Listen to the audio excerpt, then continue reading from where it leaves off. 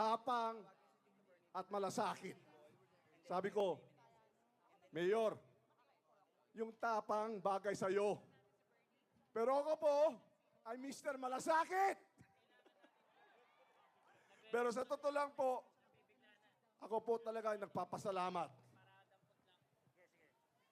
Daghang salamat kayo kay Mayor Duterte. Kay noong November 8, 2013,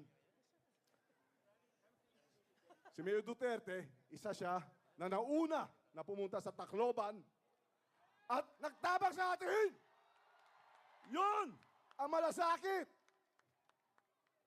Maraming sinabi, maraming batikos, pero nakita po natin, saksi po ako sa malasakit ni Mayor Duterte.